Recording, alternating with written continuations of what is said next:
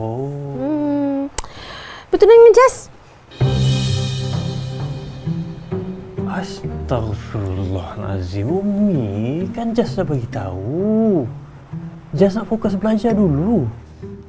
Belajar je lah. Umi bukan suruh kahwin besok atau lusa. Umi suruh tunang je. Umi ni suka saya kat Kasih. Sebab tu Umi nak booking dia awal-awal. Umi takut nanti orang lain kebas. Jas dah habis belajar, baru fikir pasal kahwin. Umi, Kasih tu dia ada boyfriend tau. Alah. Kapal terbang pun orang boleh rampas. Astagfirullahalazim. Umi, kenapa cakap macam tu? Betul lah Umi cakap. Umi tahu dia ada boyfriend. Tapi Mak Kasih tak suka boyfriend dia tu. Mak Kasih suka dekat Jas.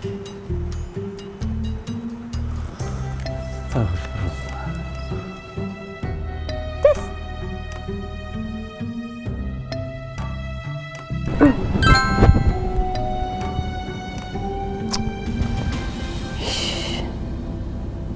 Dia lagi. Sikit-sikit dia. Ustaz tak nak ke mesej aku? Dah lah dia nak pergi dah. Tak ada cakap apa pun lagi.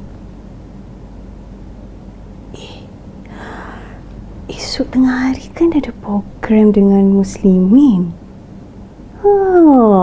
Bolehlah kot jumpa dia time tu.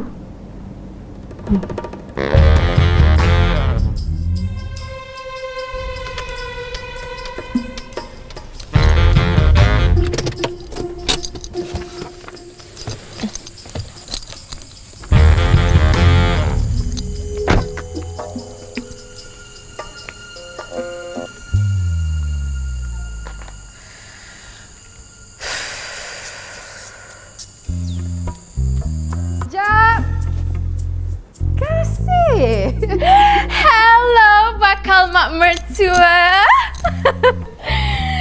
Muah. Muah. Dah, cukup. Mami masuk, Tak apa, Aunty. Kasih datang ni sekejap je. Kasih rasa macam Kasih kenalah berterus terang dengan Aunty sebelum Kasih jadi menantu Aunty yang sah.